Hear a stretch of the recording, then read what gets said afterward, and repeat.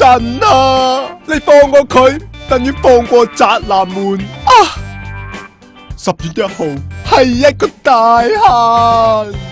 事關星二代藝人坂口幸里被指沉迷幫襯鴨店，孭上至少500萬日元債務，為咗還債，佢唔止去夜場接客賺外快，仲下海拍 AV 添。佢嘅處女作品呢，就係10月1號上架。